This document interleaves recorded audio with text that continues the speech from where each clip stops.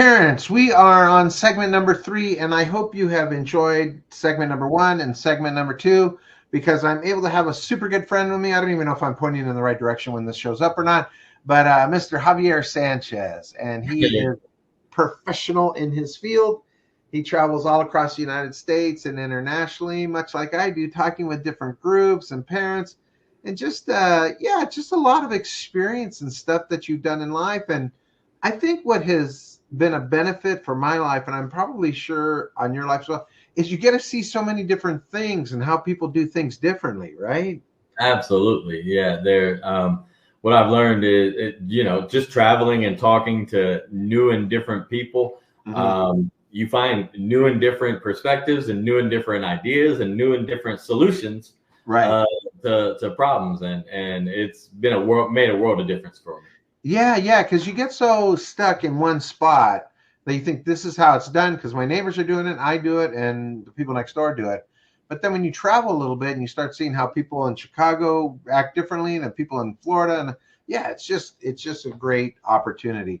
Well, Javier, we're going to take all of that experience that you had, the experience that I have, and today we're talking about providing structure and support.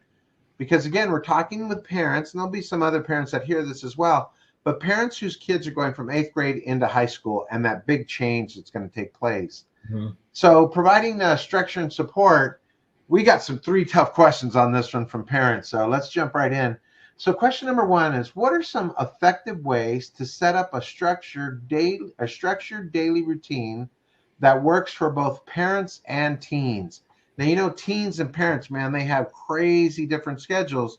So in your mind, Javier, how would you melt those 2 schedules together? I think that one of the things that I try to do myself and try to convey to my kids is scheduling is key. And here's what I mean by that. What I find is one of my mentors shared with me one time. He said, we can spend our time creating the life we want for ourselves or reacting to the life we don't want for ourselves. And it all comes down to how you schedule, how you plan, right, and prepare. If you don't have a plan and you don't prepare, then you're kind of just going anywhere. You're rudderless, right? Yeah. And so it's important as parents to model the behavior of designating times for different things, right, consistently, and then modeling that behavior and then showing our children how to do that as well, and what the benefits are of that. One of the things that you said in there that strikes me is modeling that behavior. And I think sometimes, we get a lot of how's that saying go? Don't do what I do what I say, kind of thing. You know what I mean? Just say not as I do. Yep. Yeah. And I know with our kids, we tried to model that. Like if we were going to be late, I let my kids know and I would apologize. And I realized in turn, they did the same thing to me. And it's modeling that behavior. So I think when it comes to structured daily routine and putting that together, it's just going back to one of the very first episodes we did, having that communication with your kids and talking to them and figuring out what kind of help do they need and, what's that routine look like? And maybe if there's a section in there where they come home at a certain time and you're home at a certain time, you said, man, we're both together right now. What do you need help with when it comes to school? Or what do you need help with, emotionally with, making this big transition into high school? And so the thing is, I think for a daily routine, it would be hard for me to say every day at 5:00, we're going to sit down and do this. Probably like every parent that's watching right now.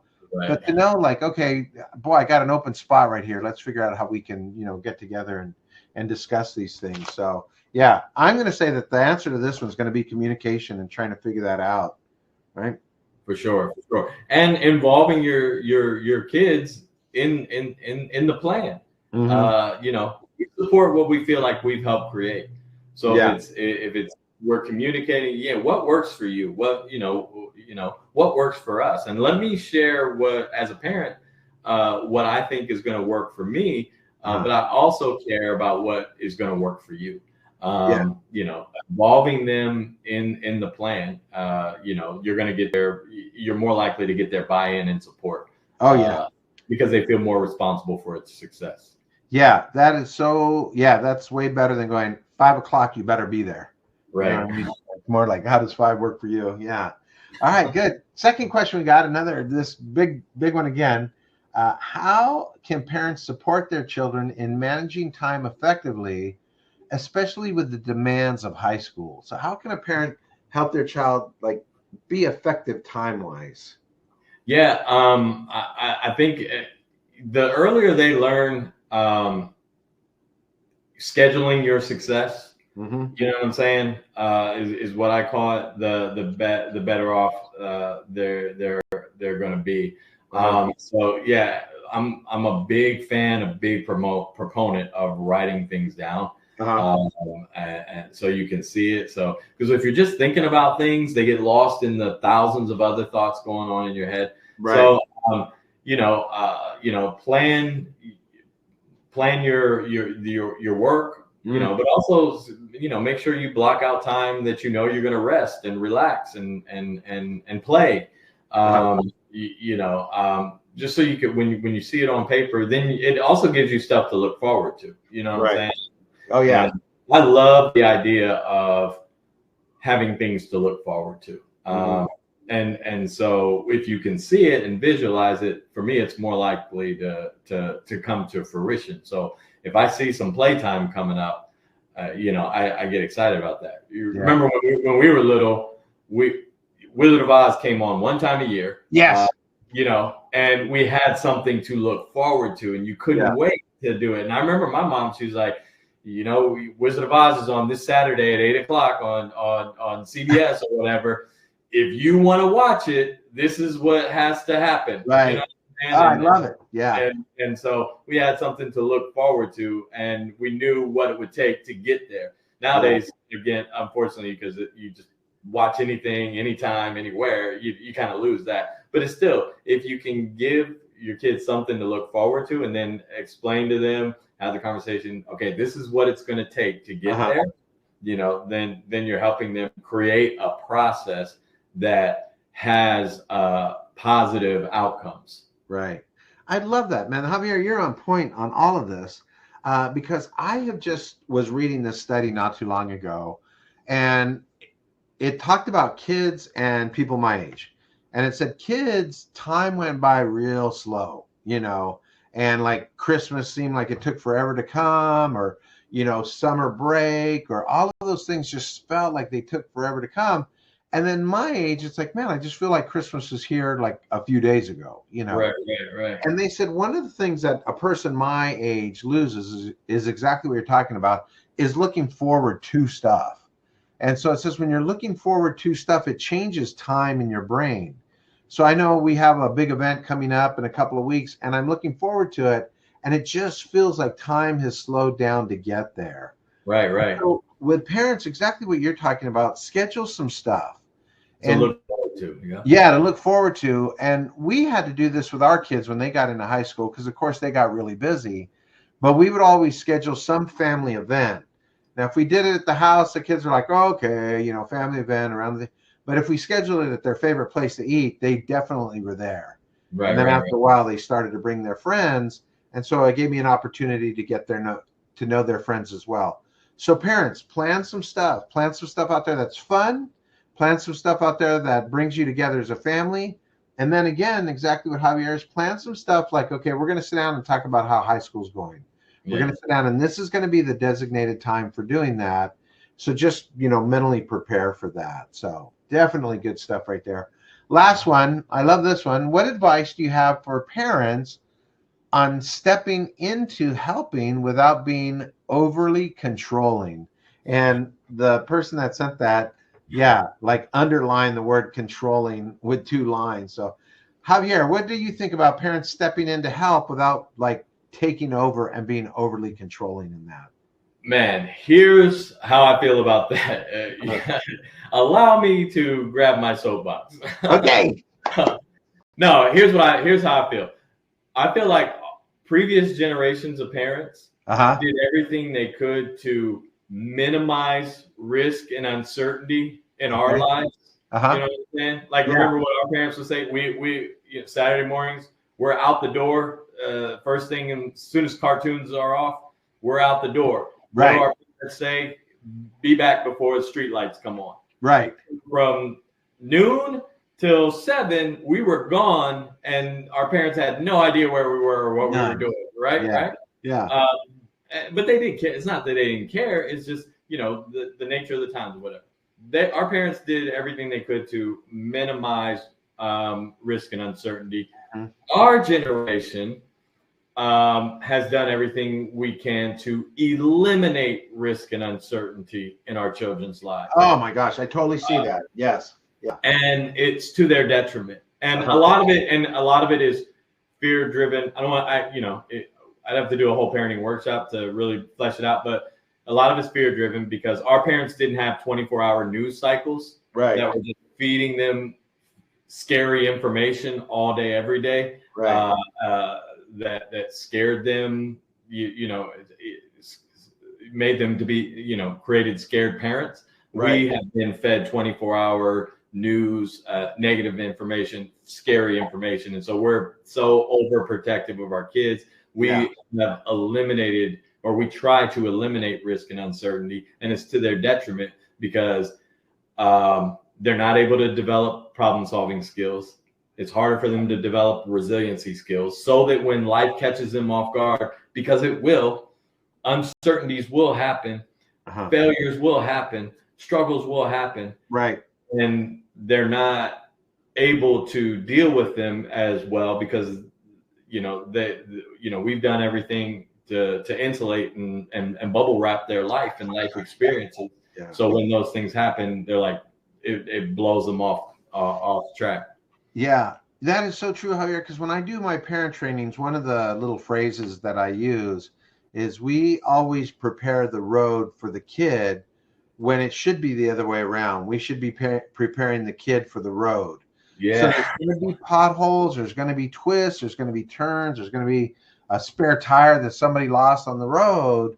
And as parents, we can't go ahead and clear that road out, but we got to prepare the kid. Hey, when you're driving, there may be a spare tire on the road. When you're driving, there's going to be a twist or a turn. And I think a lot of times we don't prepare kids for that.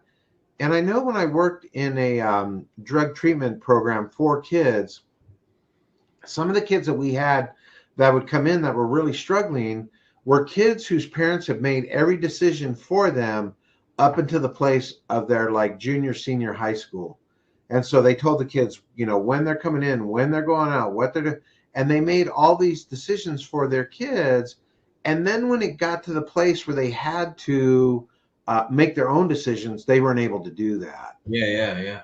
And so one of the things that we did with our kids is, and I remember doing this without being over controlling, and it was so difficult. We told our son, Wednesday night is your dinner night. That is the night that you're cooking dinner. And he's like, okay, you're going to eat cereal on Wednesday. I'm like, all right. And I'm not going to complain. My wife and I said, we won't complain.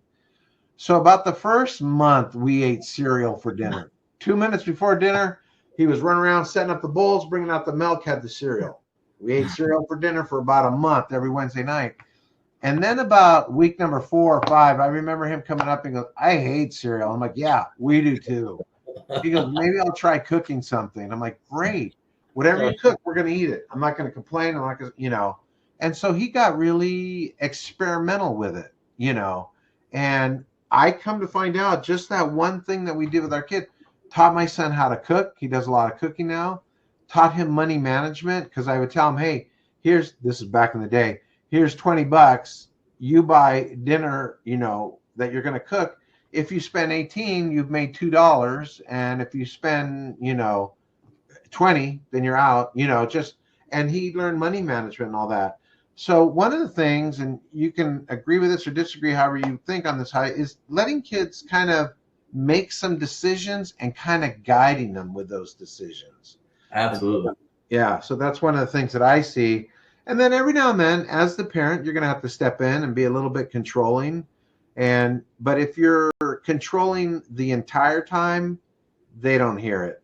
They don't learn. It's like Yeah. the analogy of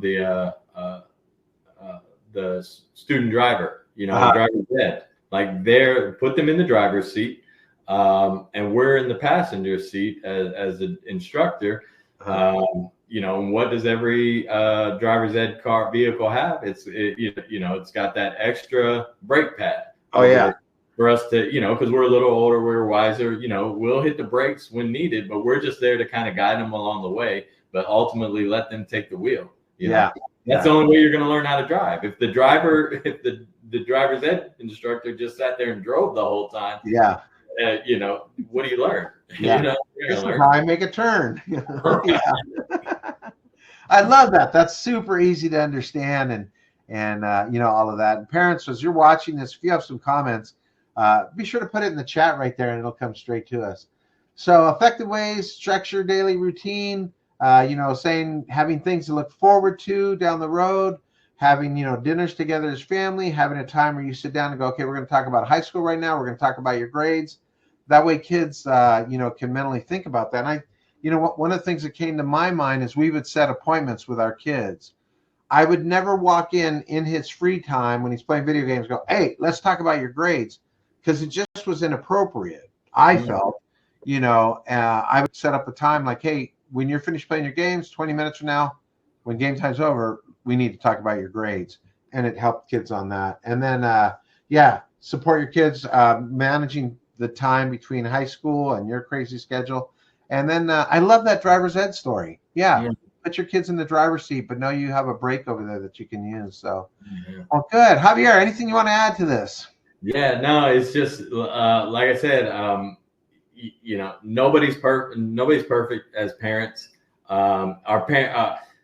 People are much. I tell kids this all the time. People are much more impressed with your progress than your attempts to being perfect, and that goes for parents too. We don't have to be the perfect parents, but we should always strive to make progress in our parenting and do things new, different, and better when the time comes. Yeah. Javier, you're the perfect guest to have on this. Parents are going to appreciate all that. Thanks, man. All right, Javier, we will talk to you later. All right.